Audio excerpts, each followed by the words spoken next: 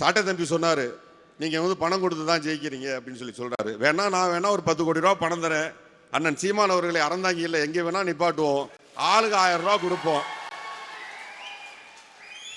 ஓட்டு போட்டுருவாங்களா? ஓட்டு போட்டுருவாங்களா? அதை நீங்க தான் சொல்லணும். அண்ணன் சீமான் அவர்கள் இதுவரைக்கும் எத்தனையோ கருத்துக்களை சொல்லி இருக்கிறார்கள். அதில் ஏற்றுக்கொள்ளக்கூடிய கருத்துக்கள் உண்டு, ஏற்றுக்கொள்ள முடியாத கருத்துக்களும் உண்டு, அதுல பலவிதமான குழப்பங்களும் உண்டு. ஆனா ஐயா பெரியார் அவர்களை நெஞ்சிலே சுமந்துட்டு தூக்கி போட்டீங்க பார்த்தீங்களா, அதை மட்டும் எங்களால் ஒத்துக்கொள்ளவே முடியாது.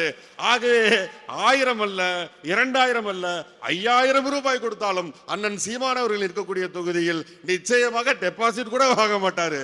நீங்கள் பணம் கொடுத்து ஓட்டு வாங்குவதை பற்றி பேச வேண்டாம். திரு போஸ் வெங்கட், திராவிட பொங்கல் வைக்கிறீங்க, திராவிட பொங்கல் வச்சா திராவிடத்தையே பொங்கல் வைப்பேன்னு சீமான் பேசுறாரு, அது உங்களுக்கு குறைச்சல் இல்லையா? இது ஒரு வசனம் வருது, அதை சொன்னா தப்பாய் போயிடும். கருத்து வேறுபாடு என்று வரும் பொழுது அதை எதிர்ப்பதில் நாம் குறைந்தபட்சம் கொஞ்சம் கூட கருணை காட்டக்கூடாது.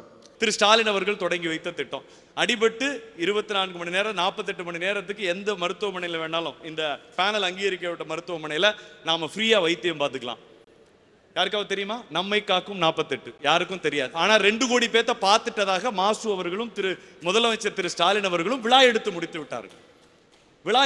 விட்டார்கள். இதுதான் இன்றைய நிலைமை. எந்த தனியார்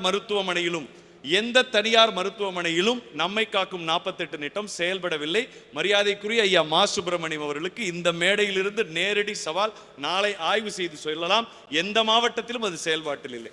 பைசன் திரைப்படம் பார்த்து ரிவ்யூ சொல்ற முதலமைச்சர் ஏன் இங்க எங்களுடைய நண்பர் ஆம்ஸ்ட்ராங் அவருடைய கொலை வழக்கை சிபிஐ எடுத்து விசாரித்த போது எதற்காக தமிழ்நாடு அரசு ஆட்சேபனை தெரிவித்து அந்த ஆதிராவிடர் இனத்தினுடைய தலைவனுக்கு துரோகம் இழைக்க எத்தனைத்தார்கள் என்பதை சொல்ல வேண்டும்.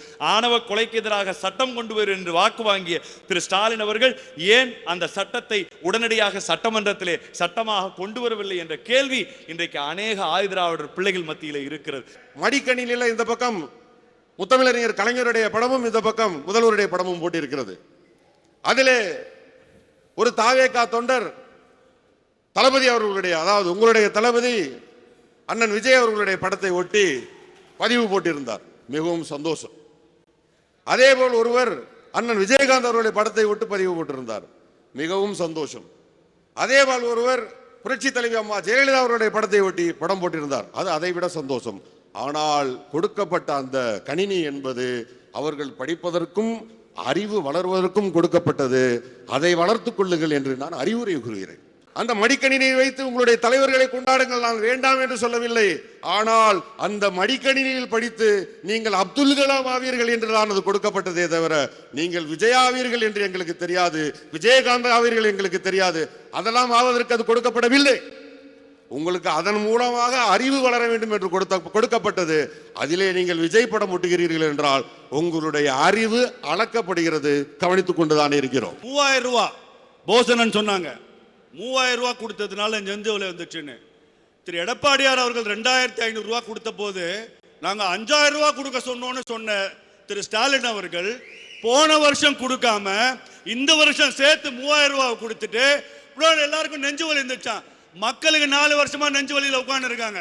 அந்த 4.5 வருஷம் அந்த விடியல்னு அந்த விடியலை நினைத்து இப்போது அவங்க கேட்கிற ஒரே ஒரு வார்த்தை, பயப்படுற ஒரே ஒரு வார்த்தை, விடியல் என்ற பெயரை கேட்டாலே இன்னைக்கு தமிழ்நாடு மக்கள் பயப்படுவாங்கன்றத நீங்க மறந்துடாதீங்க. அதே மாதிரி தான் இவர்கள் இன்னைக்கு போலீஸ்க்கே பாதுகாப்பு இல்லை. இன்னைக்கு எத்தனை வாட்டி நீங்க பார்த்தாலும் சரி, போலீஸை கை நீட்டி அடிக்கும் ஒரு கலாச்சாரம் இன்னைக்கு இந்த 4.5 வருஷ காலம் வந்திருக்குன்னா அது இந்த ஆட்சியில தாங்க வந்திருக்கு. அதுவும் போலீஸ் பெண்களுக்கே பாதுகாப்பு இல்லாதது நம்ம பார்க்கிறோம். இங்க பெண்கள் பாதுகாப்பு என்பது ஒரு மிகப்பெரிய கேள்விக்குறியாக இருக்கு. நீங்க நாங்க திராவிட மாடல்ல நாங்க இதெல்லாம் மாத்திரோம்னு சொன்னா அதை எப்படி இனிமே மக்கள் ஏற்றுக்கொள்ள போகிறார்கள் என்பதை நீங்க கொஞ்சம் தயவு செய்து சிந்திச்சு பாருங்க.